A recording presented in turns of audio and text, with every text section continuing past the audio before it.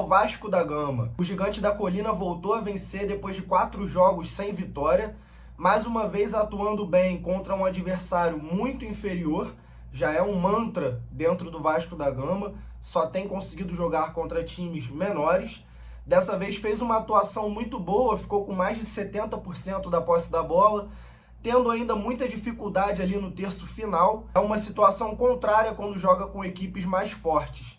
O Vasco, quando enfrenta uma equipe mais forte, ele tem dificuldade de sair em velocidade, tem dificuldade nessa transição rápida.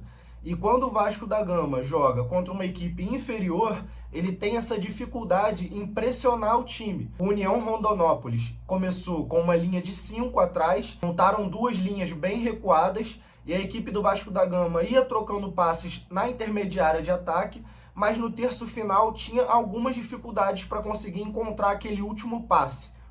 Destaque para o Coutinho e para o Hugo Moura, ali no meio-campo do Vasco da Gama. O Hugo Moura nem precisou marcar tanto, acabou ajudando na distribuição de jogo, e o Coutinho muito presente em todas as jogadas. Em todas as áreas do campo, o Coutinho chegava para participar, distribuindo o jogo, arriscou uns 2 ou 3 chutes de fora da área, deu um passe muito bonito para o Verratti, que ele leva a bola no fundo, dribla o zagueiro e cruza na cabeça. É praticamente um passe na cabeça do Verratti, que sozinho acaba cabeceando por cima. Considero até um gol perdido do Pirata. Dessa vez, Paulinho, Jair e Tietê começaram no banco. O Tietê até entrou durante o jogo. Na coletiva, o próprio Carille disse que não é nenhuma questão técnica, não. Foi uma opção para aquela partida em específico, e até faz um pouco de sentido, porque o Vasco iria jogar mais no campo do adversário, então não precisava começar o jogo com 3 volantes, por exemplo. Um destaque para o goleiro do adversário, o goleiro Fernando, do União Rondonópolis, agarrou muito, não deixou passar nada, a não ser as bolas que realmente não tinha como defender. Os gols do Vasco da Gama foram indefensáveis, que foi um pênalti, um chute ali da entrada da pequena área no contrapé do goleiro, e ainda um chute na entrada da área ali, um rebote que sobrou para o Hugo Moura, que foi o 3º gol do Vasco. Deu um chute muito forte, a visão encoberta, o goleiro realmente não teve culpa. Fora isso, ele fez alguns milagres durante a partida. O do Verratti, ele tirou 2 gols, tirou um gol do Coutinho também, que leva a bola dentro da área para a perna direita, chuta cruzado. A bola saiu um pouco fraco, mas foi bem colocada, o goleiro agarrou. O Verratti ainda deu um voleio que o goleiro agarrou, a bola até foi em cima dele, mas ele estava bem posicionado, uma jogada de velocidade. Defendeu também um cabeceio bonito do jovem Ryan. O Ryan, que entrou muito bem no jogo.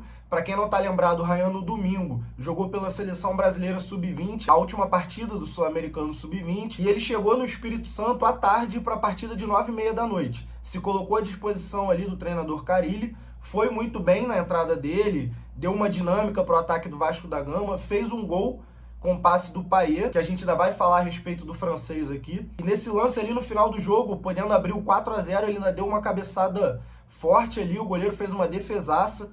Ou seja, destaque não só para o goleiro Fernando, mas também para o jovem Ryan, que entrou muito bem. Um outro jogador que acabou se destacando, mas nem me dá tanta esperança em trazer isso aqui para vocês, é o Payet. O francês, ele sempre se destaca com algumas equipes menores. A gente tem lembranças do Payet jogando muito bem contra alguns times no Carioca, como aconteceu também no ano passado. A última equipe grande que eu lembro do Payet jogando bem foi o Bahia, no final do Brasileiro do ano passado, quando o Payet fez 2 gols. Partida que o Vasco venceu por 3-2 ali, quase entrega a partida para o Bahia, mas o Payet jogou muito bem aquele jogo e hoje não foi diferente. Mas por esses motivos que eu trouxe a vocês, que eu não tenho tanta esperança quando eu trago um jogo desse do Payet, porque a gente já viu esses lampejos acontecendo do francês, e o nosso camisa 10, ele, além de não ter tanta consistência, ele não se mostra esse jogador nos momentos mais decisivos, nos momentos que o Vasco mais precisa dele. Temos que dar um mérito ao francês, que fez uma jogada pela esquerda ali, levou no fundo, fingiu que ia cruzar, o zagueiro passou batido, ele deu um passe na medida para o Ryan, e pegou um pouquinho mascado ali na bola, mas acabou dando força suficiente para entrar no cantinho ali do goleiro Fernando. Foi uma bola no contrapé também. E ainda no gol do Hugo Moura, ele fez uma jogada individual que ele leva por dentro da área, no fundo ali, pela esquerda. Faz o passe para trás, na marca do pênalti mais ou menos. Só que ela desvia no próprio Tietê e sobra na entrada da área, onde o Hugo Moura estava posicionado ali. E ele dá um chute de primeira muito forte no cantinho. O Hugo Moura, que de vez em quando ele é agraciado com alguns gols. Já fez gol importante com a camisa do Vasco da Gama. Fez um gol no ex-time, o Atlético Paranaense. Então o Hugo Moura ele tem sido esse jogador aí importante para o Vasco desde o ano passado. Dessa vez não foi diferente, fez o 3-0 para sacramentar ali. Uma partida onde o União Rondonópolis não levou tanto perigo ao Vasco da Gama. Rapaziada, é muito bom contextualizar que existe uma diferença gigante entre o União Rondonópolis e o Vasco da Gama. Para não parecer muito óbvio, todo mundo sabe que são equipes que estão em prateleiras diferentes. O União Rondonópolis, ele acabou sendo vice-colocado no campeonato estadual e conseguiu a vaga para a 4ª divisão do Campeonato Brasileiro. Só que eles abdicaram da sua vaga por falta de recurso financeiro. É um clube que deu um passo importante, se classificou para a 4ª divisão, Série D do Brasileirão, que é o caminho para chegar na Série A um dia. União Rondonópolis, que já disputou 2 Série B de Brasileirão, e eles não tiveram dinheiro para manter, não tiveram dinheiro nem estrutura para manter essa classificação para o Brasileirão na Série D. Então a gente está falando de um time realmente humilde, com recursos muito limitados, que o fato deles jogarem essa primeira fase de Copa do Brasil já é algo grandioso dentro do clube. Eles fizeram a venda do mando de campo, por isso o jogo foi ali para o Espírito Santo, um valor ali de R$700 mil, que com certeza fez diferença nos cofres ali da equipe de Rondônia. Então assim, rapaziada, é uma diferença gritante no elenco, na folha salarial, na estrutura, no investimento. E o Vasco, apesar de ter dominado, ele não sobrou. O placar ele se torna justo porque o Vasco teve bastante posse de bola, finalizou bem. Só que o Vasco em momento nenhum dominou no terço final, ao ponto de chegar e estar o tempo inteiro chutando bola no gol, o tempo inteiro quase fazendo gol. Eram lances que aconteceram mais no segundo tempo. Se tratando do primeiro tempo ali, o Vasco, apesar de ter bastante a posse de bola, não levou tanto esse perigo assim. Teve um gol perdido pelo Verratti ali dentro da pequena área. A equipe do Vasco da Gama fez um jogo como se fosse um time forte no Brasileirão da Série A contra um time mais fraco no Brasileirão da Série A. Trazendo essa disparidade aí que eu falei agora em relação à União Rondonópolis ser uma equipe nível Série D do Brasileirão, mostra que o Vasco ainda tem muita coisa para melhorar. E é importante eu trazer esse comentário aqui no momento de vitória, no momento que o Vasco ganhou de 3-0, se classificou, teve o Payet jogando bem, Coutinho jogando bem, gol do Verratti. Por que é importante trazer isso? Porque quando o Vasco está nesses momentos ruins, perdendo clássico e tudo mais, é fácil a gente chegar aqui e bater no time, bater nos jogadores, bater no diretor, no presidente, no técnico. Só que quando o Vasco ganha, é um momento que a gente tem que olhar também, além de comemorar, ver o que a gente pode melhorar. Então, se existem situações que precisam ser melhoradas, elas também são analisadas no momento de vitória.